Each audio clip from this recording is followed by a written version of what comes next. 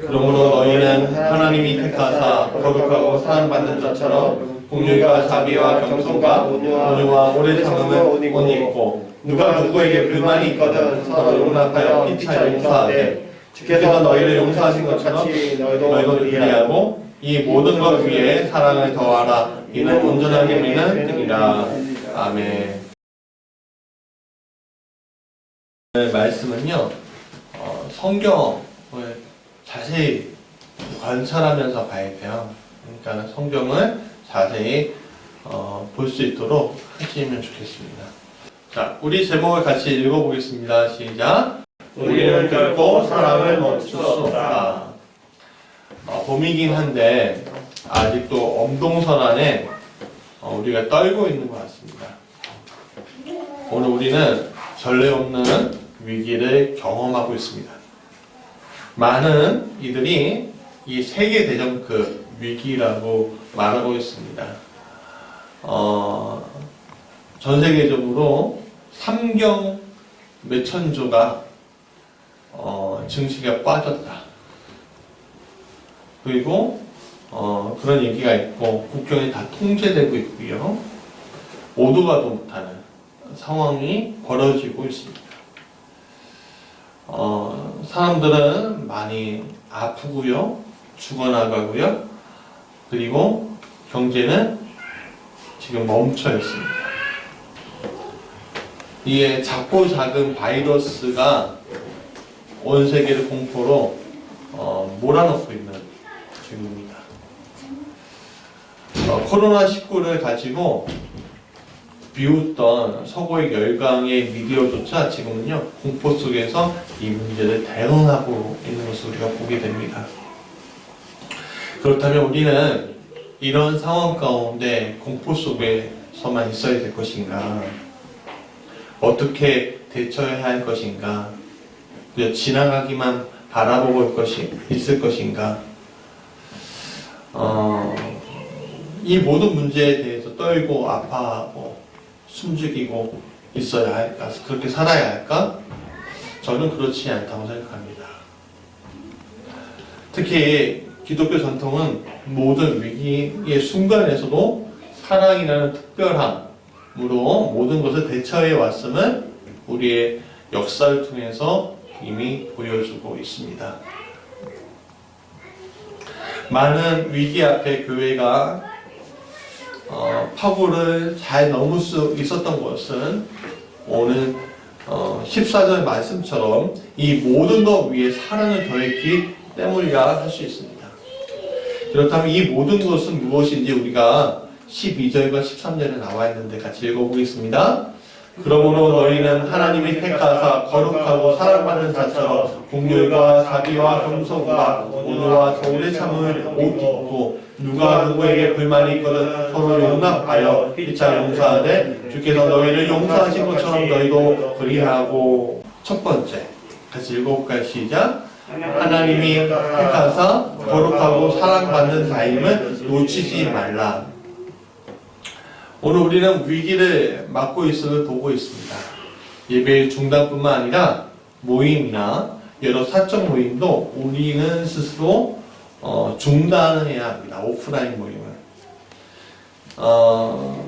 또 오프라인으로 작게 예배 드리는 것에 대한 비난은 실로 감당하기 어려운 순간까지 우리가 왔습니다. 사회가 교회에 대해서 비난과 비판을 하고 있고 교회 스스로 자정 기능이 무너졌다고 생각하는 것에 대한 정점을 찍고 있는 시대가 아닌가라는 생각이 듭니다. 아마도 이번 사태로 인해서 교회는 더 많은 어려움을 갖고 가지 않을까 하는 염려가 있습니다. 네, 그런 때일수록 오늘 우리는 우리의 자리가 어떤 자리인가를 잘 알아야 합니다. 오늘 우리의 정체성이 무엇인지 놓치지 않을 때 우리가 진정으로 믿고 의지하는 부분이 어디인지 알 수가 있는 거지요. 골로새서에서 사도 바울은 하나님이 하나님이 택하사 거룩하고 사랑받은 자처럼이라고 우리를 칭하고 있습니다. 그러니까 우리의 정체성이 뭐라고요? 하나님이 택하사 거룩하고 사랑받은 자라는 거예요. 여기에 우리가 이 내용을 분해해서 보면 세 가지 이야기를 할 수 있습니다. 첫 번째는 하나님이 먼저 우리를 택했다는 겁니다. 이것은 다시 말해 우리가 하나님을 택한 것이 아니라는 사실을 알려주고 있지요. 누가 택했다고요? 하나님이 우리를 택했다. 두 번째는 거룩하고라고 되어 있습니다. 헬라어로 하기오스라는 단어를 쓰는데 이것은 사물에 대해서 봉헌함이라고도 쓰고요. 사람들에 대해서는 거룩이라고 씁니다. 그러니까 구별되어 있다라는 얘기예요. 구별되어서 하나님께 드리는 것이다 라는 거예요. 또 순수한이라고 씁니다. 하나님께 드리는 것은 죄가 있어야 돼요? 순수해야 돼요? 순수해야 하는 거죠. 그러니까 하기오스라는 단어를 씀으로써 우리가 하나님께 드리는 봉헌한 예물 자체임을 지금 알려주고 있는 겁니다.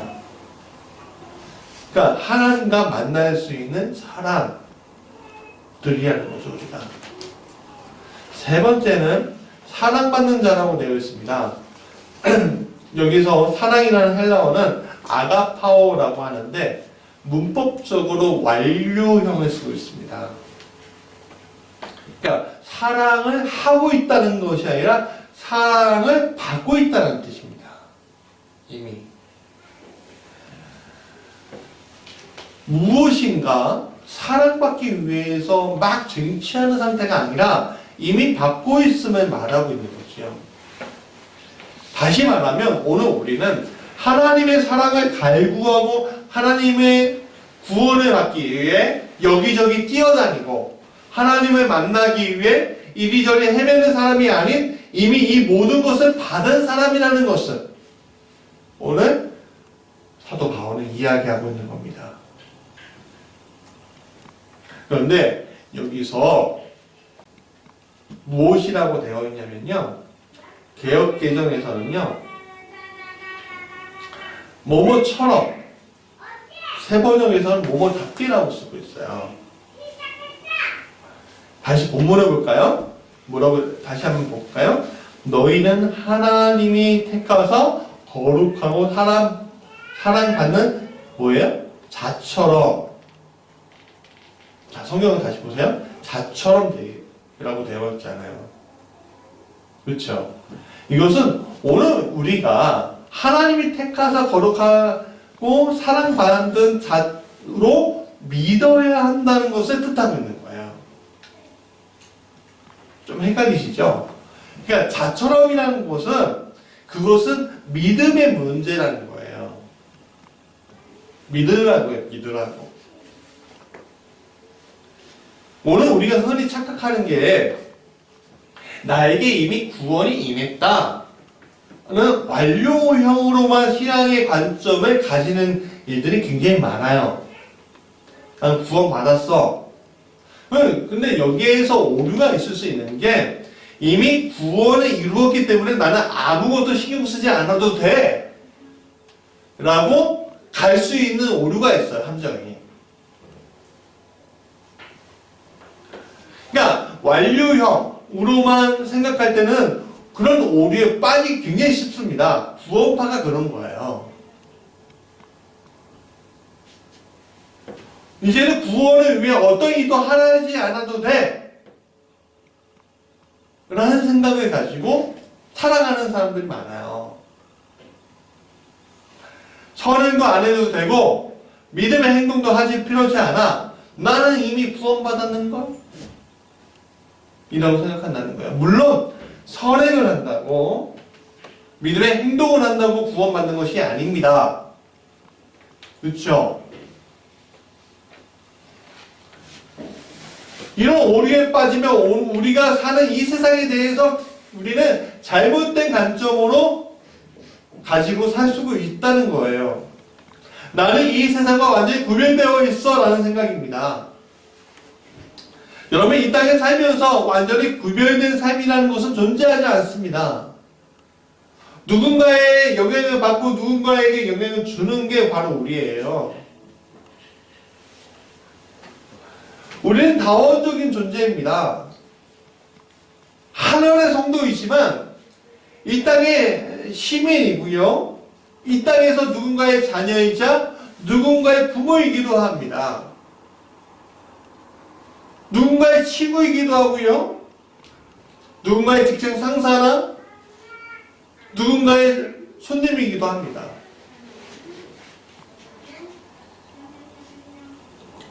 그래서 우리는 영적으로 구별받을 수 있으나 우리의 삶 자체는요, 구별받은 자로서 살아갈 뿐 완전히 구별할 수가 없는 거예요. 다시요. 무슨 얘기입니까? 영적으로 우리가 구별은 받았으나 육적으로는 구별받은 자처럼 살아갈 뿐 완전히 구별될 수 없다. 그 일은 언제 가능하냐면 예수님이 다시 이 땅에 오실 때에만 가능한 거예요.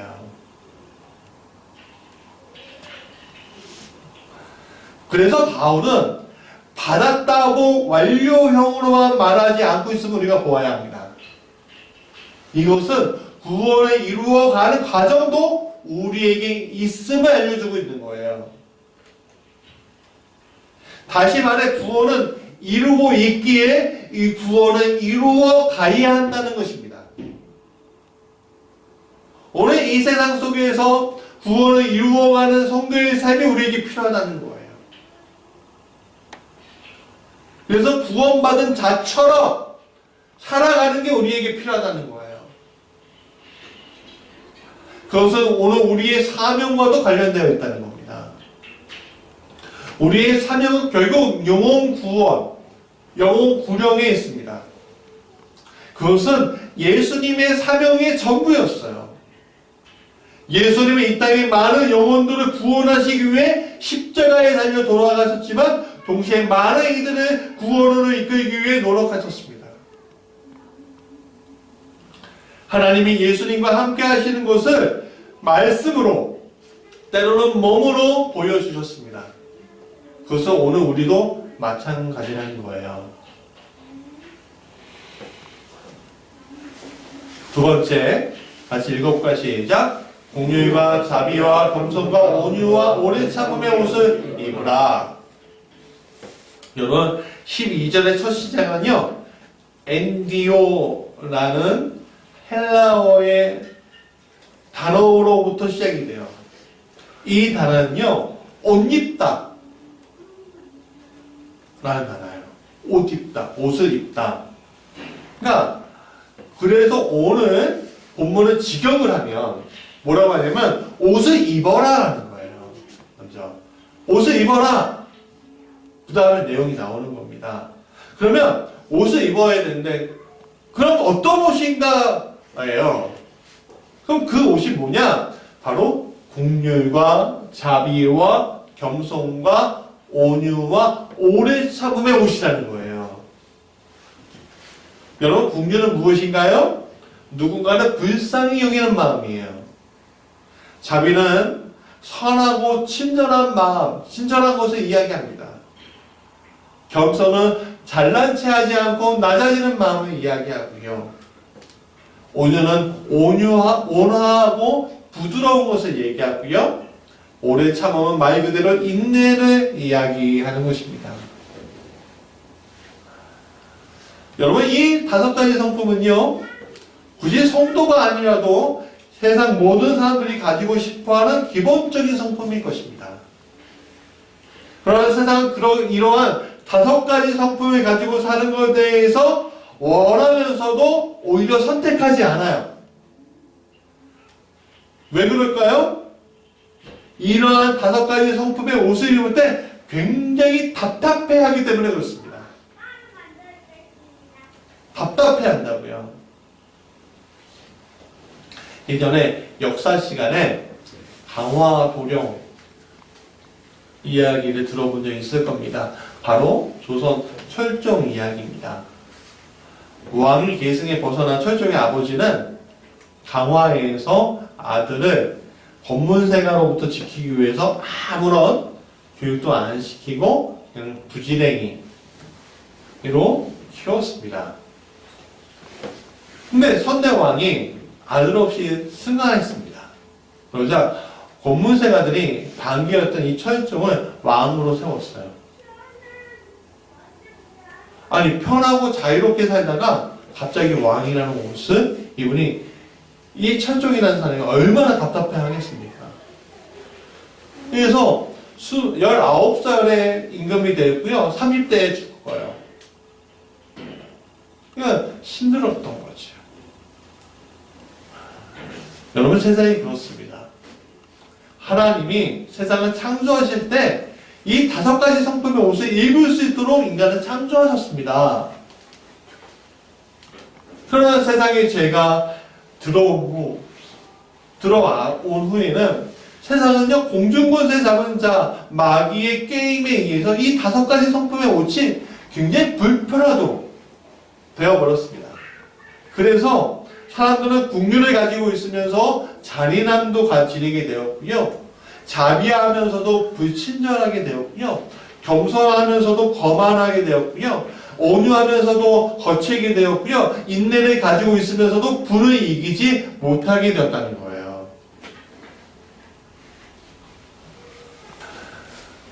그래서 오직 이 5가지 성품을 본래의 것을 만들려면 예수님 피 흘림밖에는 해결책이 없는데, 바로 예수님 피 흘려 사신 성도만이 이 본래의 성품을 완전하게 되찾을 수 있게 된다는 것입니다. 그 성도가 바로 오늘 첫 이야기였던 하나님이 택하사 거룩하고 사랑받는 자라는 거예요.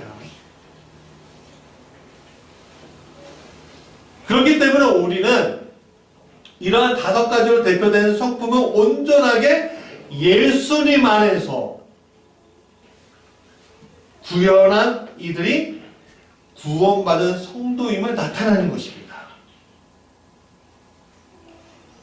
그러나 아시다시피 우리는 아직까지도 이 모든 5가지 성품이 굉장히 많이 불편할 때가 있습니다.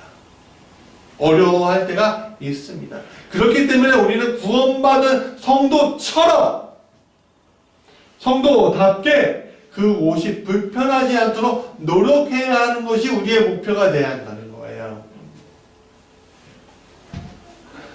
그렇다면 이 모든 것을 이루기 위해 우리가 어떤 자세를 가져야 할 것인가 라고 질문을 해야 되겠죠. 13절 말씀이 우리에게 다가옵니다. 그래서 자, 우리가 세 번째 7가지 시작. 서로 용납하고 용서하라 주께서 하신 것처럼. 13절 읽어보죠. 누가 누구에게 불만이 있거든 서로 용납하여 피차 용서하되 주께서 너희를 용서하신 것 같이 너희도 그리하고 라고 했어요. 여러분, 용납하고 용서하는 것이 쉽습니까? 여러분, 쉽지 않아요. 쉽지 않습니다. 쉽다고 이야기하는 분들이 많이 있으면 좋겠습니다. 저도. 근데 저조차도 어떨 때는 용납하고 용서하는 게 시간이 많이 걸릴 때가 있다는 거예요. 근데 우리가 우선 용납이라는 단어가 대해서 알아봐야죠. 용납은 무엇입니까? 너그럽게 받아들이는 거예요. 너그럽게 저 사람이 어떤 일을 했든 받아들인 거예요. 아이들이 무슨 잘못된 일을 해도 그럴 수 있지. 내 동생이, 내 주변의 사람들이 나의 마음을 불편하게 하는 일이 해요. 뭐 어떻게 반응해야 돼? 그럴 수 있지 하는 마음이 용납하는 마음이에요. 그럼 용서는 무엇인가요? 죄를 벌하지 않고 오히려 덮어주는 거예요. 그래, 너가 이런 큰 잘못을 했지만 내가 그 죄에 대한 벌을 내리지 않을게, 고발하지 않을게, 내가 우선 덮어줄게 라고 얘기하는 겁니다. 여러분, 여기서 잘 보십시오. 5가지 성품, 즉 긍휼, 자비, 겸손, 오래 참을 하기 위해서 이 5가지 성품을 하기 위해서 용납과 용서가 이미 우리 안에 있어야 이것이 가능한 겁니다. 5가지 성품이. 누군가를 용납하고 용서하지 않으면 여러분 국면할 수 있습니까? 누군가 용서하지 않고 용납하지 않으면 자비할 수 있습니까? 겸손할 수 있습니까? 오래 온유할 수 있습니까? 오래 참을 수 있습니까? 없지요. 그럴 수 없습니다. 이것은 거꾸로, 다시 거꾸로 이 5가지 성품이 있어야 우리는 용납과 용서를 할 수 있다는 거예요.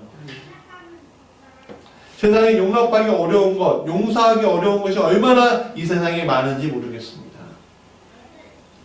특히 요 근래 우리가 예배를 사모하는 것에 대해서 세상 사람들은요, 목사들이 교회가 예배 드리는 것은 돈 때문이야.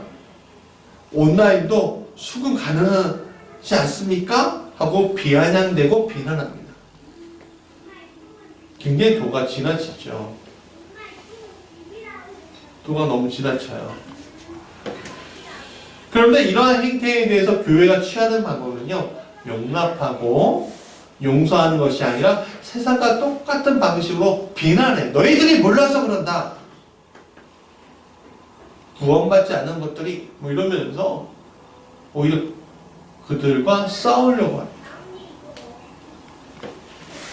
저는 이런 일들이 일어나는 이유가 교회 안에서 용납과 용서가 사라져 있기 때문에 생기는 문제가 아닌가 싶어요. 왜 그렇죠? 바울은 용납과 용서가 누구의 일방적인 희생과 선택이 아님은 다시요. 왜 그런가 하면요. 바울은요. 용납과 용서가 누군가의 일방적인 희생과 선택이 아님을 알려주고 있는데 바울은 13절에 이렇게 이야기합니다.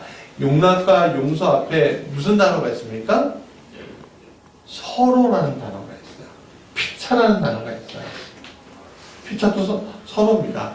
즉 서로 용납과 서로 용서가 있어야 한다는 거예요.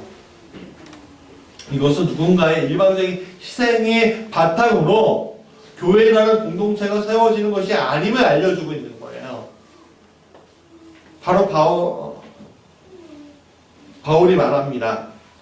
주께서 너희를 용서하신 것처럼 너희도 그리하고 라고 되어 있어요. 여러분, 우리 교회 공동체의 바탕이 예수님의 용서 안에 있음을 알아야 한다는 겁니다.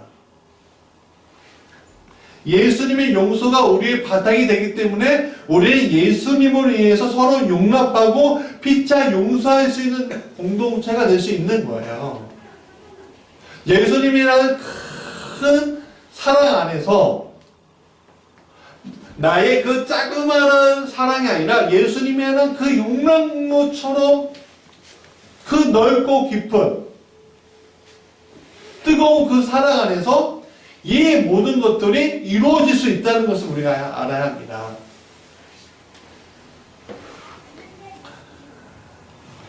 그래서 그 예수님 안에서 용납하고 서로 용서할 수 있는 공동체가 될 때 우리는 교회를 비난하고 비판하고 때로는 비아냥거리는 이들을 오히려 용납하고 용서할 수 있게 된다는 겁니다. 그들에게는 그들의 합당한 이유가 있을 것입니다. 그러나 그들의 합당한 이유가 모두 옳기 때문에 우리가 용납하고 용서하라는 것이 아닙니다. 그들은 하나님이 택하사 거룩하고 사랑받는 자가 아니기 때문에 그 사랑을 전하기 위해서 그들을 구원하기 위해서 우리에게 용납과 용서가 있어야 한다는 거예요. 그렇기 때문에 때로는 오히려 불합리해 보일지언정 오리를 가라고 하면 십리를 가고 한 뺨을 때리면 또 한 뺨을 내놓고 하는 일들이 우리에게 있어야 한다는 거예요.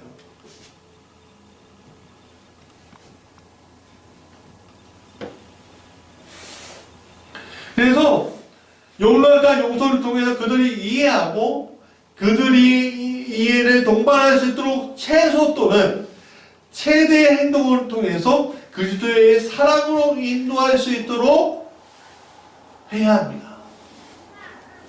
그럼 이렇게 얘기할 거예요. 아, 그렇게 한다면 그들이 올 것 같아요? 여러분, 우리가 하는 것이 아니라 누가 하시는 거예요? 성령이 하시는 거예요. 성령이 하시는 거예요. 우리의 이런 행동 하나하나가 모여서 성령이 그들의 마음을 녹이게 하는 거죠. 오늘 우리는 그 문제를 해결하기 위해서 우리가 했습니다. 우리가 토론하고요. 우리가 그것에 대해서 말하고요. 때로는 싸우기도 했습니다. 잘못했다는 이야기가 아니에요. 그러나 이제는 성령이 하도록 해야 합니다. 우리의 성품 안에서. 그래서 네 번째 같이 읽어볼게요. 시작. 사랑을 더하라. 14절 다시 읽어보겠습니다. 시작. 이 모든 것 위에 사랑을 더하라. 이는 온전하게 매는 띠니라. 여러분, 옷을 단정하게 입기 위해서 띠를 잘 메워야 합니다. 그리스도인의 진정한 모습은 그리스도의 옷을 입을 때에 나타난다는 거예요. 그리스도는 온전하신 성품으로 우리를 대하셨음을 우리가 알아야 한다는 거지요. 그 온전하신 성품의 바탕은 뭐였냐면 바로 사랑이었어요. 용광로 같은 사랑. 하나님이 이 세상을 창조하실 때 뭘로 창조하셨을 것 같으세요? 바로 사랑입니다. 하나님이 이 세상을 구원하실 때 뭘로 구원하실까요? 바로 사랑입니다. 그렇다면 하나님이 이 세상을 심판하실 때 무엇으로 심판하실까요? 바로 사랑입니다. 그것을 우리는 잊지 말아야 합니다. 사랑만이 모든 것을 묶는 것이에요. 사랑이라는 갈무리가 없을 때에는 우리는 의무만이 남게 됩니다. 그리스도인이니까 국률하고, 그리스도인이니까 자비라고, 겸손하고, 온유하고, 오래 참는다는 것은 이미 그리스도인이 아니라는 소리예요. 사랑이란 갈무리 없이 의무만 가지고서 5가지 성품을 할 때는 그리스도인이 아닌 거예요. 여러분, 예수님이 바리새인에게 말씀하신 것을 들어보십시오. 마태복음 12장 34절 같이 읽을까요? 시작. 독사의 자식들아, 너희는 악하니 어떻게 선한 말을 할 수 있느냐? 이는 마음에 가득한 것을 입으로 말함이라. 우리가 흔히 바리새인들을 성경에서 볼 때 굉장히 비난하고 잘못된 사람들이라 평가를 합니다. 근데 여러분, 우리가 그걸 잘못 생각하고 있는 거예요. 왜냐하면 그들은요, 우리보다 더 종교적이고 더 경건을 취하는 사람이었습니다. 우리의 신앙생활하고요, 그분들의 신앙생활하고는 굉장히 차원이 달라요. 그들의 신앙생활은요, 그들의 신앙생활의 기준을 볼 때 우리는 굉장히 어설프게 신앙생활하는 거예요.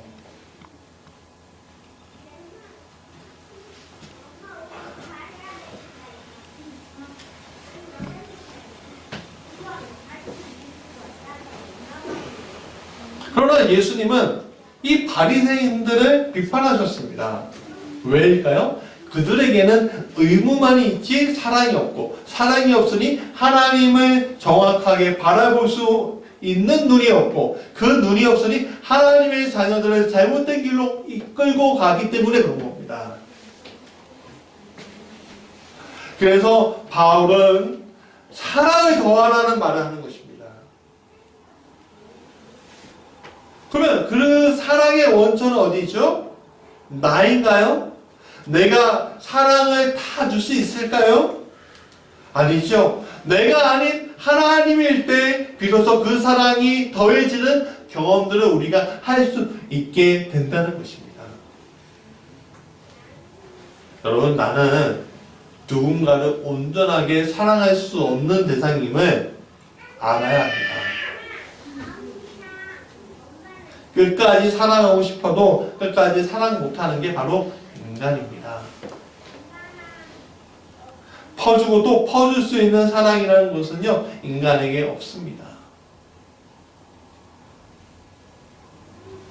그렇기 때문에 늘 우리는 갈급하고 답답해하는 것입니다. 그렇기 때문에 우리는 그리스도 안에서 이 사랑을 찾아야 한다는 것이죠. 왜냐하면 사랑의 원천이신 그리스도만이 이 모든 문제를 해결해 주시기 때문입니다. 그래서 이 모든 것을 위해, 이 모든 것 위에 그리스도가 내게 주신 사랑을 더하라. 이 모든 것 위에 그리스도가 내게 주신 사랑을 더하라 라고 정확하게 해석된 이야기를 우리가 보아야 할 것입니다. 자, 말씀의 결론입니다.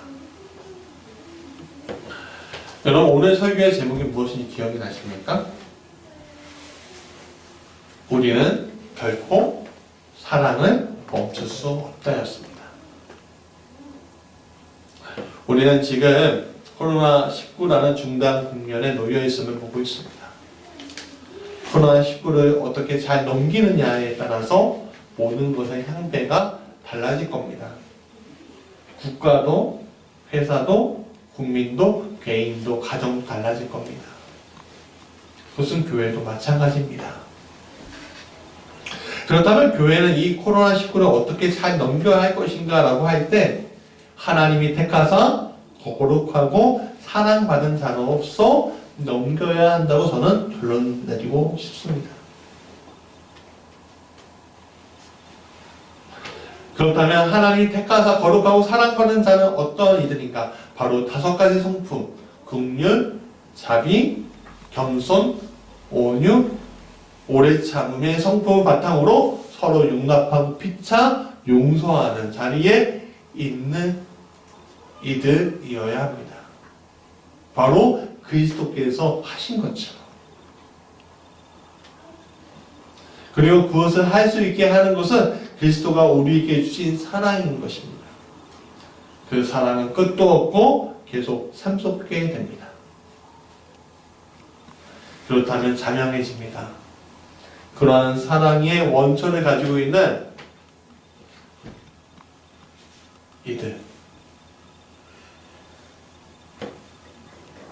하나님이 택하시고 거룩하고 사랑받는 자인 무지개 교회는 이 세상에 사랑을 계속 전해야 합니다.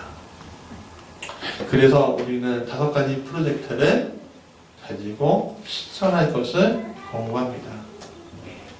첫 번째는 사랑의 마스크 300장을 기부하기 위해서 다음 주 30일과 31일 교회에서 수제 마스크 만드는 그래서 기부하는 행사를 갖습니다. 두 번째는 미션카 선교회 통해서 중고등학교 어려운 교회에 선교 영어를 보내는 일을 합니다. 세 번째는 동네 방역하는 것을 동참하고요. 네 번째는 헌혈에 동참하고요. 다섯 번째는 뿌리는 소독제 300개는 나누어주기를 우리가 하고 있습니다. 여러분, 작은 교회라서 사랑을 못할까요?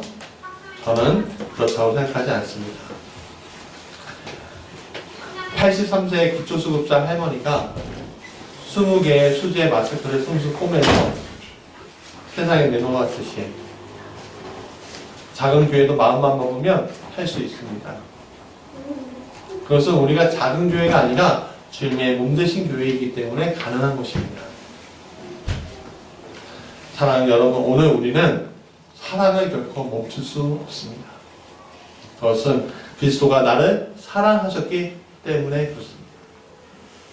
세상이 우리를 비난하고 비판해도 우리를 용서해 주신 그리스도를 닮아서 용납과 용서의 정신으로 서로 살아가고 용납하면서 이 코로나19를 이겨내야 합니다. 그럴 때 비로소 오늘 우리에게 주시는 5가지 성품 뭐죠? 긍휼, 자비, 온유, 겸손, 오래 참음의 바탕에서 서로 용납하고 피차 용서하여 사랑의 띠를 잘 끌 때 우리는 하나님이 택하사 거룩하고 사랑받는 자로서, 사랑받는 교회로서, 사랑받는 성도로서 세워지게 될 것입니다. 이런 믿음이 우리에게 있기를 간절히 축원합니다. 모두 일어나서 우리 찬송 부르겠습니다.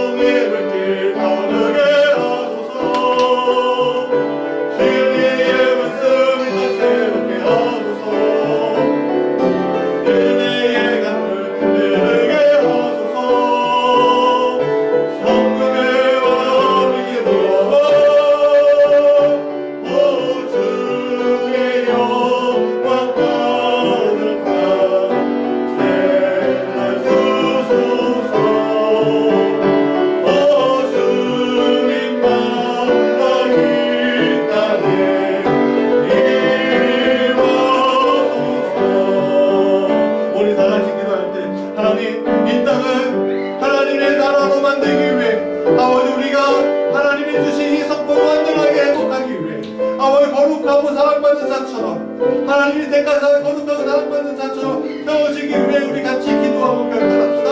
사랑하는 하나님 우리 주 하나님 아버지 우리를 택하시고 사랑하시고 거룩한 자로 아버지 세워주신 것을 너무 감사합니다. 아버지 우리가 아버지 하나님 믿음으로 취하고 이 믿음으로 이것을 하나님께서 취할 것을 말씀하고 있습니다. 아버지 그러기 위해서 우리가 다른 가지 성품을 아버지 먼저 긍휼하게 원합니다. 먼저 자비하게 원합니다.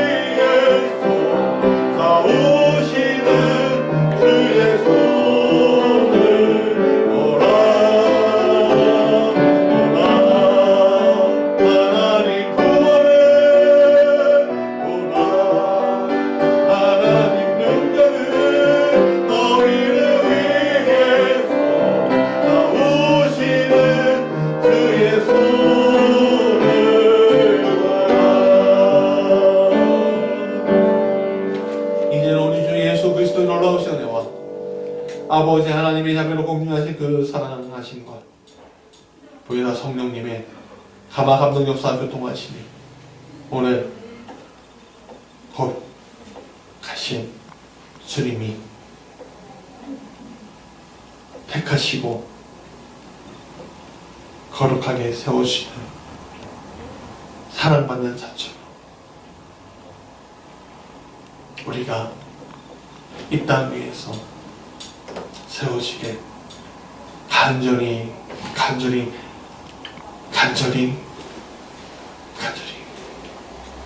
축원하옵나이다. 아멘.